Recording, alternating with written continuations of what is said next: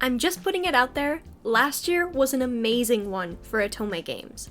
I finally got to try out the famous Collar Malice, then found myself in the haunting but captivating world of Nightshade. I delved into a noir-style mystery with Bustafellows, and finally ended my year off with the beautifully told story of Olympia Soiree.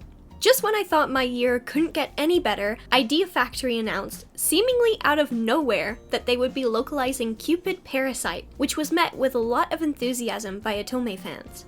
To be honest, at first I was a little hesitant to pick the game up, because its genre seemed to be totally left field compared to what I normally play. Collar Malice and Nightshade both had dark, somber storylines. Bustafellows was an action-packed crime mystery, and Olympia Soiree was so heart-wrenching it just straight up had me crying at times. Cupid Parasite was a complete opposite of those games, but eventually I caved and gave it a go.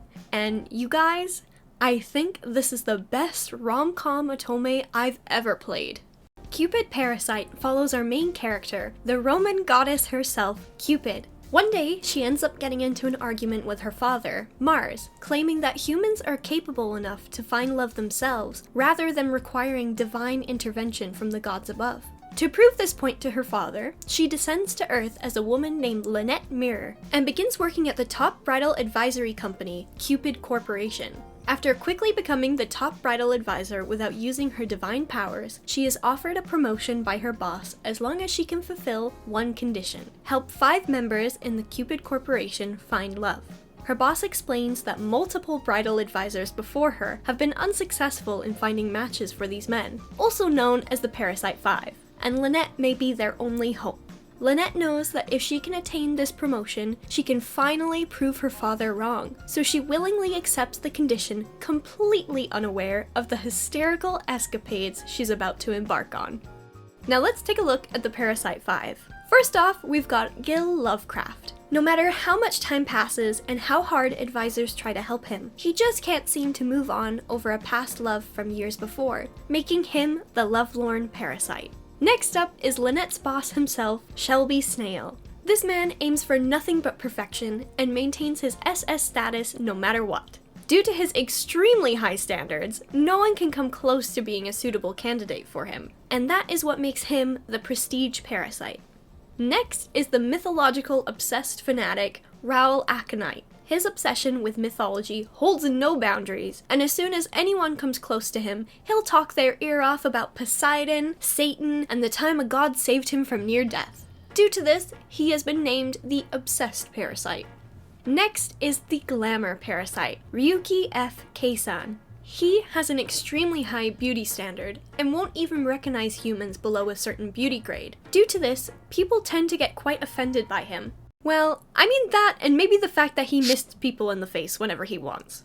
The last parasite in this list is the illustrious playboy, Alan Melville. Now, unlike the rest of the members, he doesn't really seem to have a problem finding a partner, except for the fact that he only takes interest in women that are already happily in love. And that's the thieving parasite for you. Watching Lynette try to help these guys lose their problematic habits and find love was such an entertaining adventure that had me laughing from start to finish. Seriously, the comedy in this game is top-notch, and even though there were a couple of routes that I wasn't a massive fan of, they still managed to keep me entertained and never failed to have a smile on my face.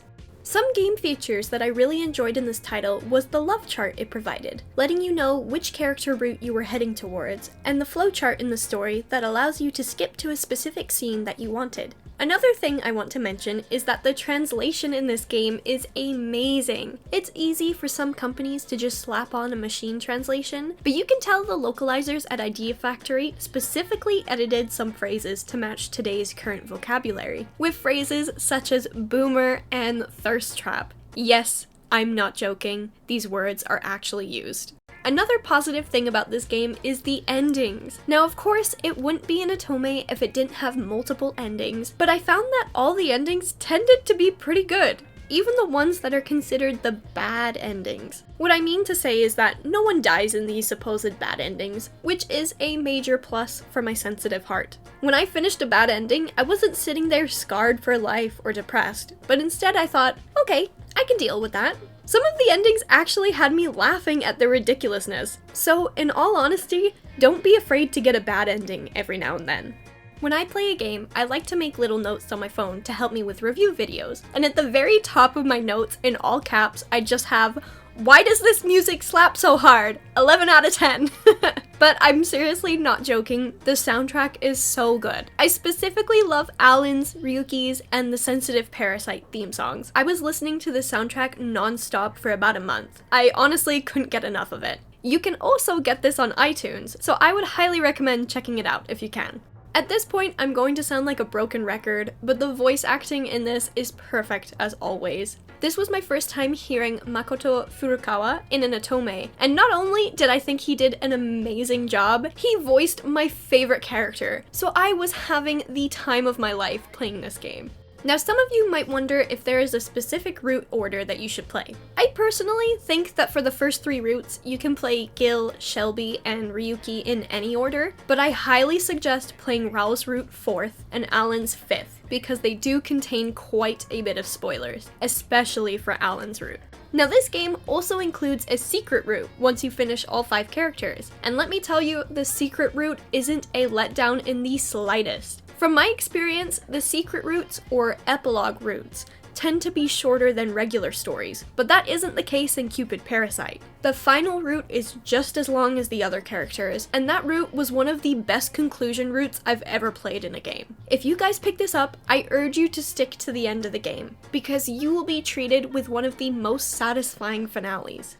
Now, who were my favorite characters? Hands down, it was Alan and the secret route. Alan's route surprised me at how unexpectedly emotional it was. He is the literal definition of don't judge a book by its cover, and I binged his story in one day. I was that invested.